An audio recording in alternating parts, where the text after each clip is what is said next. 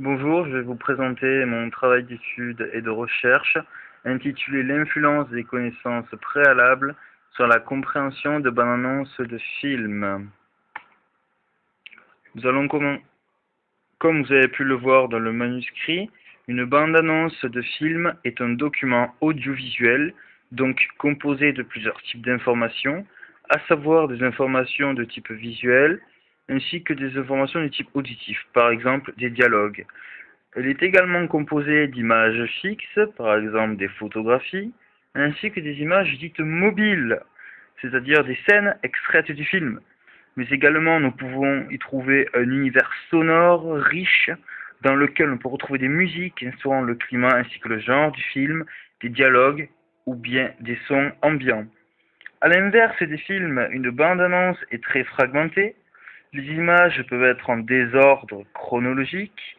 Il n'y a pas de continuité narrative ni spatio-temporelle, mais ceci est voulu afin d'impliquer l'individu, car il doit tout réorganiser, ce qui génère des attentes, mais aussi bien des inférences.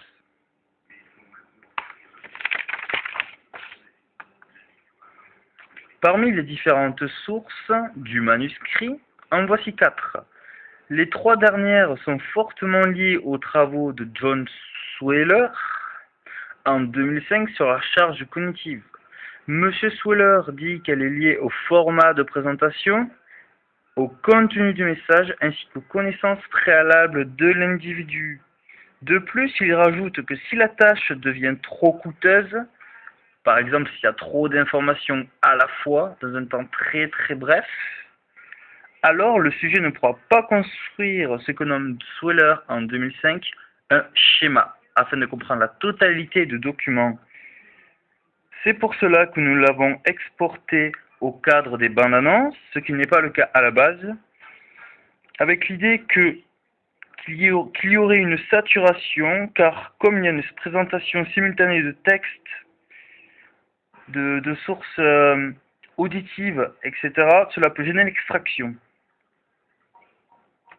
Par la suite, Ayres Paul, John Sweller et collaborateurs en 2005, dans leurs travaux, émettent l'idée que l'attention divisée, c'est-à-dire porter son attention sur différentes sources, visuelles, auditives ou bien d'autres, ferait augmenter la charge cognitive, ce qui nuirait à l'apprentissage de l'entièreté du document. Par la suite, Éric Jamet, en 2009, parle d'une sélection obligatoire des informations de la part de l'individu afin de comprendre le document. Et pour finir, M. Rouet, en 2008, dénote que les experts ont des facilités de traitement des documents multimédia comparées aux novices. Ce qui nous a amené à notre problématique qui est: est-ce que les connaissances préalables de l'individu jouent un rôle considérable dans le traitement d'un document multimédia, plus particulièrement dans les bandes annonces? Notre hypothèse générale est que les connaissances préalables de l'individu, qui peuvent être très vastes, influencent positivement le traitement de la bande-annonce. Voici une diapo vide, vous pouvez vous reposer. Nous allons reprendre très bientôt. Maintenant, la partie méthode. Nous avions un échantillon de 14 individus, tous étudiants dans différentes filières universitaires. Notre expérience est en intersujet, car l'ensemble des individus voient la même bande-annonce, répondent aux 2 mêmes questionnaires qui seront détaillés dans la diapositive suivante. Oui, je rajoute que la bande-annonce est celle du film La Dame de Fer, sorti cette année, et de durée de 1 minute 30, ce qui est relativement court. Vous pouvez le constater par vous-même. Oups, excusez-moi.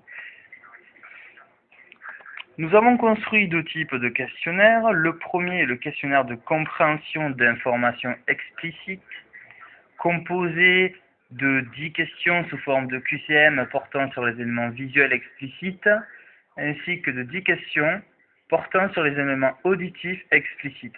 Par exemple, quelle était la couleur de la robe de Margaret Thatcher, rouge, blanc, jaune, écarlate, pourquoi pas, ou je ne sais pas.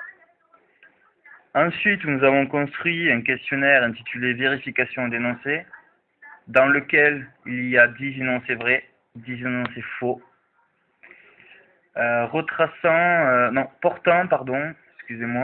portant sur la vie politique de Margaret Thatcher dans les années 70-75.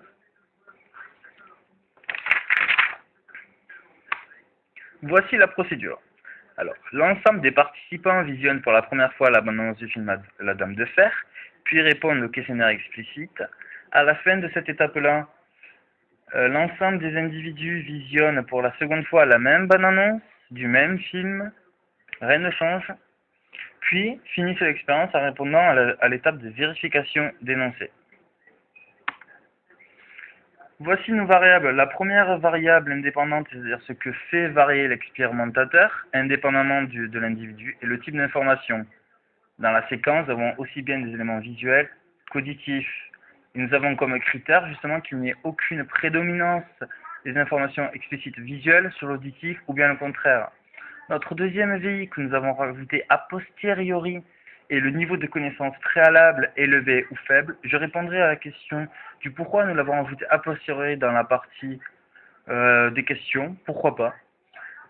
Nous avons également 3 VD, c'est-à-dire les variables dépendantes qui dépendent entièrement du sujet. Par exemple, c'est souvent les résultats. Nous avons le nombre de bonnes réponses au questionnaire de compréhension, c'est-à-dire explicite, visuel auditif, ainsi que le nombre d'énoncés correctement vérifiés. Ceci correspond à la vérification d'énoncés. Et la troisième VD est la certitude de la réponse à la vérification d'énoncés. Cette étape-là correspond également à la vérification d'énoncés par l'échelle de certitude de 1 à 5, qui est décrite dans le manuscrit. Diapo vide. Vous pouvez encore vous reposer. Et voilà, on reprend. Maintenant, la partie résultat, qui est la partie la plus importante. Nous pouvons voir qu'il n'y a pas de supériorité d'un type d'information sur un autre. Dialogue visuel. En traitant uniquement, bien sûr, les preuves de compréhension. Donc, il y a un traitement égal entre visuel et auditif. À la suite de cela, nous avons rajouté une nouvelle VI, comme je vous l'avez dit tout à l'heure, a posteriori du niveau de connaissance, ou bien élevé, ou alors faible. Voici les résultats. Nous pouvons voir que lorsque nous traitons les résultats en prenant en compte le niveau de connaissance préalable, les individus à connaissance forte traitent les éléments visuels ainsi que les éléments auditifs beaucoup mieux que les individus à faible connaissance préalable.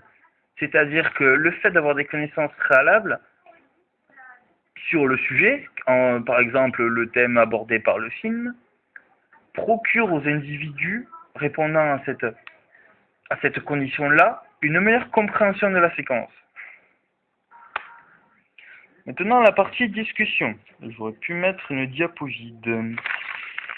Nous avons interprété les résultats selon le modèle de Mayer en 2005. Comme vous avez pu le voir dans le manuscrit, justement, ce modèle-là se base sur le modèle de Badelet ainsi que sur celui de Pavio, excusez-moi. Dans le modèle de Mayer, si je puis me permettre de le résumer ainsi, nous avons une double entrée sensorielle pour le traitement des informations, à savoir par le canal visuel ainsi que par le canal auditif, c'est-à-dire que les informations sensorielles explicites, dirons-nous, passent par ces deux canaux, excusez-moi, puis sont sélectionnées en mémoire à court terme, puis sont confrontées aux connaissances préalables en mémoire à long terme, puis sont organisées. Justement, nous avons interprété ces divers résultats grâce à ce modèle, car justement, il permet de comprendre comment les informations sont maintenues en mémoire de travail, MDT, qui a justement une capacité limitée à plus ou moins 7 paquets d'éléments. Nous n'avons pas pu faire de pré-test, car il est très difficile de mesurer le niveau de connaissances préalables des individus, car il y a tellement de connaissances préalables, par exemple les connaissances cinématographiques, les connaissances, le fait d'avoir lu l'affiche, etc. Ce format est très spécifique car justement il est très fragmenté, les informations arrivent très rapidement, l'individu doit tout réorganiser afin de donner du sens. Nous avons comme perspective de créer un groupe novices experts. Dans les experts, nous mettrons des gens en histoire, par exemple, sciences politiques, et les novices, voilà. Merci d'avoir écouté cette présentation. Au revoir.